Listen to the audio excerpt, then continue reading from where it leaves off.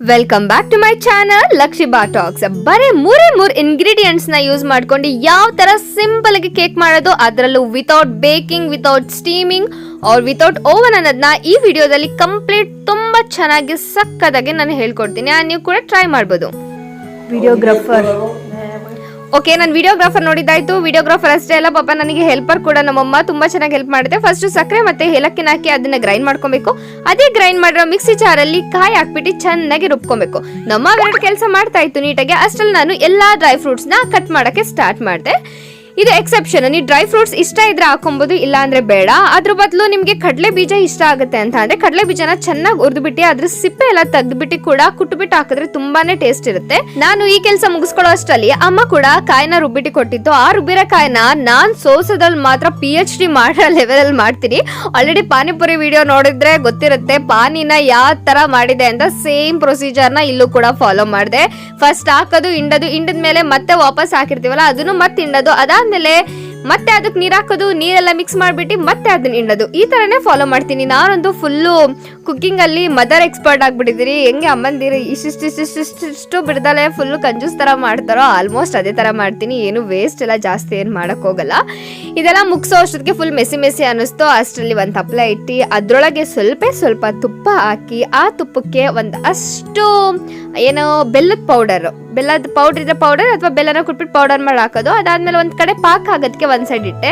ಇದು ಒಂದ್ ಸೈಡ್ ಆಗ್ಲಿ ಅಂತ ಇನ್ನೊಂದ್ ಸೈಡ್ ನಾನು ಕಾಯಿ ಹಾಲನ್ನ ಇಟ್ಟೆ. ಕಾಯಿ ಹಾಲನ್ನ ಇಟ್ಟು ಬಿಸಿ ಮಾಡಕ್ ಸ್ಟಾರ್ಟ್ ಮಾಡಿದೆ. ಫಸ್ಟ್ ಮೇನ್ ಇಂಗ್ರೀಡಿಯೆಂಟ್ ನಿಮ್ಗೆ ಆಲ್ರೆಡಿ ಹೇಳಿದೀನಿ ಕಾಯಿ ಹಾಲು ಅಂತ. And second main ingredient corn flour. ಈಗ ಕಪ್ ತೋರಿಸ್ತಾ ಇದ್ದೀನಲ್ಲ, ಈ ಕಪ್ ಅಲ್ಲಿ 1.5 2 ಕಪ್ ಕಾರ್ನ್ ಫ್ಲೋರ್ ನ ನಾವು ಯೂಸ್ ಮಾಡ್ಬೇಕು. ಒಂದ್ ಸ್ವಲ್ಪ ಬೆಚ್ಚಗಿರುತ್ತಲ್ಲ, ಆ ಕಾಯಲ್ನ ಹಾಕಿ ಒಂದ್ಸಲಿ ಹಲ್ಲಾಡ್ಸ್ಬಿಟ್ಟು ಹಾಕಿ ಡೈರೆಕ್ಟ್ ಕಾರ್ನ್ ಫ್ಲೋರ್ ಹಾಕೋದ್ರಿಂದ ಒಂದ್ ಸ್ವಲ್ಪ ಚೆನ್ನಾಗಿ ಅನ್ಸಲ್ಲ, ಗಂಟ್ ತರ ಅನ್ಸುತ್ತೆ. ಮತ್ತೆ ನಿಮ್ಗೆ ಅದನ್ನ ಕಲ್ಸ್ಬಿಟ್ಟು ಮಿಕ್ಸ್ ಮಾಡೋದು ತುಂಬಾ ಕಷ್ಟ ಆಗುತ್ತೆ. ಅಂಡ್ ಈಗ ಹಾಕಿದ್ದು ನಾನು ಸಕ್ಕರೆ ನಿಮ್ದು ಕಾಯಿ ಏನಾದ್ರು ತುಂಬಾ ಸ್ವೀಟ್ ಇಲ್ಲ ಅಂತ ಅಂದ್ರೆ ಒಂದು 5 ಸ್ಪೂನ್ ಅಂದ 6 ಸ್ಪೂನ್ ಹಾಕೊಳ್ಳಿ. ಏನು ನಾವು ಗ್ರೈಂಡ್ ಮಾಡಿರ್ತೀವಿ ಸ್ಟಾರ್ಟಿಂಗ್ ಅದನ್ನ. ಅಥವಾ ಸ್ವೀಟ್ ಇದೆ ಅಂತ ಅಂದ್ರೆ 2 ಸ್ಪೂನ್ ಹಾಕಿ. ನಾನು 2 ಸ್ಪೂನ್ ಅಷ್ಟೇ ಹಾಕಿದ್ದು. ಕಾರ್ನ್ ಫ್ಲೋರ್ ನ 2 ಟೈಮ್ಸ್ ಹಾಕ್ತೆ ನಾನು. ಸಕ್ಕರೆ ಹಾಕಕ್ ಮುಂಚೆ 1 ಕಪ್ ಹಾಕಿದ್ದೆ ನೀರ್ ತರ. ಅಂಡ್ ಸಕ್ಕರೆ ಹಾಕಿದ್ಮೇಲೆ ಒಂದಷ್ಟು ಹಾಕ್ತೆ. ದೆನ್ ನಾನು ಏನ್ ಪಾಕ ಮಾಡಿ ಇಟ್ಕೊಂಡಿದ್ನೋ ಆ ಪಾಕನ ಇಟ್ಬಿಟ್ಟು ಅದ್ರ ಮೇಲೆ ಡ್ರೈ ಫ್ರೂಟ್ಸ್ ಹಾಕ್ತೆ. ನನ್ನ ಥಾಟ್ಸ್ ಹೆಂಗಿತ್ತು ಅಂತ ಅಂದ್ರೆ ಲೈಕ್ ಹಿಂಗ್ ದಬಾಕಿದ ತಕ್ಷಣ ಮೇಲೆಲ್ಲ ಫುಲ್ ಬ್ರೌನಿ ತರ ಬರುತ್ತೆ ಅಂತ. ಅಂಡ್ ಇದನ್ನ ಮಾಡಿ ಒಂದ್ ಸೈಡ್ ಇಟ್ಟು ಇದನ್ನ ಅಲರ್ಸಕ್ ಸ್ಟಾರ್ಟ್ ಮಾಡಿದೆ. ಇದು ಅಲರ್ಸ್ತಾ ನಿಮ್ಗೆ ಯಾವ ತರ ಫೀಲ್ ಆಗುತ್ತೆ ಅಂತ ಅಂದ್ರೆ ಹಾಲು ಒಡ್ದೋಗಿರುತ್ತಲ್ಲ, ಆ ಒಡ್ದೋಗಿರೋ ತರ ಕನ್ಸಿಸ್ಟೆನ್ಸಿ ಬರಕ್ ಸ್ಟಾರ್ಟ್ ಆಗುತ್ತೆ. ಅವಾಗ ನೀವೇನ್ ಹೆದರ್ಕೊಳಕ್ ಹೋಗ್ಬಿಡಿ, ಏನಾದ್ರು ಕೆಟ್ಟೋಗ್ಬಿಡುತ್ತಾ ನಾನು ಮಾಡ್ತಾ ಇರೋದು ಅದು ಇದು ಅಂತ. ಸ್ವಲ್ಪ ಹೊತ್ತು ಅಲರ್ಸ್ತಾ ಇದು ಒಂಥರ ದೋಸೆ ಇಟ್ಟು ಅಥವಾ ಇಡ್ಲಿ ಇಡ್ತಾರ ನಿಮ್ಗೆ ಆಗೋ ತರ ಸ್ಟಾರ್ಟ್ ಆಗುತ್ತೆ. ಏನು ಕೆಟ್ಟೋಗಿರಲ್ಲ, ತುಂಬಾನೇ ಚೆನ್ನಾಗಿರುತ್ತೆ. ಇದು ಮಾಡ್ಬೇಕಾದ್ರೇನೆ ಒಂದು ಓಡರ್ ಬರ್ತಾ ಇದೆ. ಸ್ಮೆಲ್ ಅಂತೂ ಈ ಕಡಲೆ ಮಿಠಾಯಿ ಅಥವಾ ಕೊಬ್ಬರಿ ಮಿಠಾಯಿ ಈ ತರ ಎಲ್ಲ ಸ್ಮೆಲ್ ಸ್ಟಾರ್ಟ್ ಆಗಿರುತ್ತೆ. ಸ್ವೀಟ್ ಲವರ್ ಅಲ್ವೇ ಅಲ್ಲ ನಾನು, ಬಟ್ ಸ್ಟಿಲ್ ಇದು ಮಾಡ್ಬೇಕಾದ್ರೆ ಟೇಸ್ಟ್ ಮಾಡ್ಬೇಕಂತ ತುಂಬಾನೇ ಅನಿಸ್ತಾ ಇತ್ತು. ಏನ್ ಮಾಡಿದ್ನೋ ಅದನ್ನೆಲ್ಲ ಈ ಬಾಕ್ಸಿಗೆ ತುಂಬಕ್ಕೆ ಸ್ಟಾರ್ಟ್ ಮಾಡ್ತೀನಿ. ನಿಮ್ಗೆ ಯಾವ ಶೇಪ್ ಆಫ್ ಕೇಕ್ ಬೇಕು ಅಥವಾ ನಿಮ್ಮ ಮನೇಲಿ ಯಾವ ಶೇಪ್ ಆಫ್ ಬಾಕ್ಸ್ ಇದೆ, ನಾನು ಪ್ಲಾಸ್ಟಿಕ್ ಯೂಸ್ ಮಾಡ್ತಿದ್ರಿ ಅಂತ ಪ್ಲಾಸ್ಟಿಕ್ ಯೂಸ್ ಮಾಡಬೇಕು ಆ ತರ ಎಂತ ಇಲ್ಲ. ಫೈಬರ್ ಇದ್ರೆ ಫೈಬರ್ ಯೂಸ್ ಮಾಡ್ಕೊಳ್ಳಿ, ಅಥವಾ ನಾರ್ಮಲ್ ಸ್ಟೀಲ್ ಅಲ್ಲಿ ಇಡ್ತೀನಿ ಅಂತಂದ್ರೆ ಅದು ಫೈನ್, ಅಥವಾ ಗ್ಲಾಸ್ ಅಲ್ಲಿ ಇಡ್ತೀನಿ ಅಂದ್ರೆ ಅದು ಫೈನ್. ಯಾವ್ದ್ರಲ್ಲಿ ಹಾಕಿದ್ರು ಕೂಡ ಬರುತ್ತೆ. ಸ್ವಲ್ಪ ನಿಮ್ಗೆ ಡೌಟ್ ಇದ್ರೆ ತುಪ್ಪ ಅಥವಾ ಎಣ್ಣೆನ ಸವರ್ಬಿಟ್ಟಿರಿ. ಆಲ್ಮೋಸ್ಟ್ ಕಾಯಲ್ಲೇ ಎಣ್ಣೆ ಅಂಶ ಇರೋದ್ರಿಂದ ಆ ಥರ ಎಲ್ಲ ಅಂಟಂಟ್ ಆಗಲ್ಲ.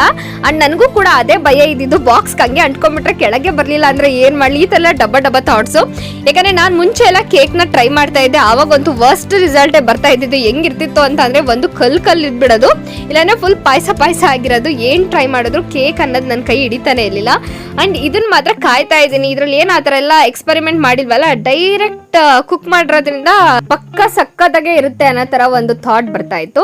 ಅಂಡ್ ಈಗ ದಬಾಕ್ಬೇಕಾದ್ರೆ ಒಂದು ಭಯ ಇರುತ್ತೆ ನೋಡಿ. ಯಾವ ತರ ಭಯ ಅಂತ ಅಂದ್ರೆ ನೀವು ಅದನ್ನ ಫೀಲ್ ಮಾಡ್ತೀರಾ. ಹಿಂಗ್ ದಬಾಕಿದ ತಕ್ಷಣ ಕೆಳಕ್ ಪಟ್ ಅಂತ ಉದುರಿದ್ರೆ ಫೈನು, ಇಲ್ಲ ಅಂದ್ರೆ ಏನ್ ಮಾಡ್ಲಿ ಅನ್ನೋ ತರ. ಹಿಂಗಾಗಿದ ತಕ್ಷಣ ನಿಜವಾಗ್ಲೂ ನಂದು ಆರಾಮಾಗಿ ಬಂದು ಕೂರ್ತು. ಅಂಡ್ ಒಂಥರ ಚೆನ್ನಾಗಿತ್ತು ನೋಡಕ್ಕೆಲ್ಲ, ಕ್ಯೂಟಾಗಿ ಸ್ಪಂಜ್ ತರ ಎಲ್ಲ ಚೆನ್ನಾಗಿ ಅನಿಸ್ತಾ ಇತ್ತು ನನಗೆ. ಇದ್ರ ಮೇಲೆ ನಿಮ್ಗೆ ಯಾವ್ದೇ ಚಾಕ್ಲೇಟ್ ಇರ್ಬೋದು, ಅಂದ್ರೆ ಚಾಕ್ಲೇಟ್ ಇಂದ ಏನು ಇಲ್ಲ ಅಂತ ಅಂದ್ರೆ ಲೈಕ್ ಡೈರಿ ಮಿಲ್ಕ್ ಇರ್ಬೋದು. ಡೈರಿ ಮಿಲ್ಕ್ ನ ಸ್ವಲ್ಪ ಮೆಲ್ಟ್ ಮಾಡ್ಬಿಟ್ಟು ಅದನ್ನ ಈ ತರ ಯೂಸ್ ಮಾಡ್ಕೊಳ್ಳಿ. ಯಾಕಂದ್ರೆ ಚೆನ್ನಾಗಿ ಕಾಣಿಸುತ್ತೆ, ಏನಾದ್ರು ಡೆಕೋರೇಷನ್ ತರ ಫೀಲ್ ಆಗ್ಬೇಕಲ್ವಾ. ಸೊ ಇದನ್ನ ನಾನು ಯೂಸ್ ಮಾಡಿದ್ರೆ ತುಂಬಾ ಚೆನ್ನಾಗಿ ಕಾಣಿಸ್ತಿತ್ತು. ಇದಾದ್ಮೇಲೆ ನಮ್ಮಪ್ಪ ಯಾವಾಗ್ಲೂ ನಗ್ನಗ್ತಾ ಇಲ್ಲಿ ಅಂತ ಒಂದ್ ಸ್ಮೈಲಿ ಬರೆಯಕ್ ಹೋದೆ. ಆಗ್ಲೇ ಎಲ್ಲ ಒಂದ್ ಚಿಕ್ಕ ಇಡಕ್ ಹೋಗಿ ದೊಡ್ಡ ಚುಕ್ಕಿ ಆಯ್ತು. ನಮ್ದೆಲ್ಲ ಒಂದು ಸ್ವಲ್ಪ ಬ್ರಿಲಿಯಂಟ್ ಮೈಂಡ್ ಅಲ್ವಾ. ಸೊ ಈಗ ದ್ರಾಕ್ಷಿ ಯೂಸ್ ಮಾಡಲಿಲ್ಲ ನಾನು, ಗೋಡಂಬಿ ಮತ್ತು ಬಾದಾಮಿನ ಯೂಸ್ ಮಾಡ್ಕೊಂಡು ಹಂಗೆ ಒಂದು ಕ್ಯೂಟ್ ಲಿಟಲ್ ಸ್ಮೈಲ್ನ ರೆಡಿ ಮಾಡಿದೆ. ಈ ಕೇಕ್ ಮಾತ್ರ ತುಂಬ ಚೆನ್ನಾಗಿ ಕಾಣಿಸ್ತಾ ಇತ್ತು. ಇದೆಲ್ಲ ನಾನು ಇಲ್ಲಿ ದಿವಾನ್ ಮೇಲೆ ಕುತ್ಕೊಂಡು ಮಾಡ್ತಾ ಇದ್ದೀನಿ, ಒಬ್ಬ ಸೋಫಾ ಮೇಲೆ ಕುತ್ಕೊಂಡು ಆರಾಮಾಗಿ ಟಿವಿ ನೋಡ್ಕೊಂಡು ಚಿಲ್ ಹೊಡಿತಾ ಇದೆ.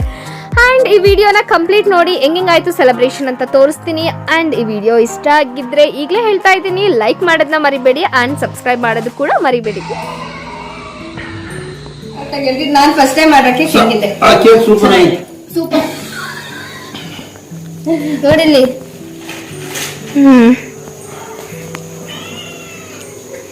ಈಗ ಸ್ವೀಟ್ ಜಾಸ್ತಿ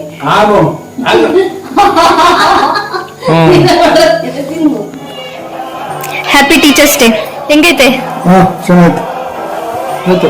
ಹ್ಯಾಪಿ ಟೀಚರ್ಸ್ ಡೇ.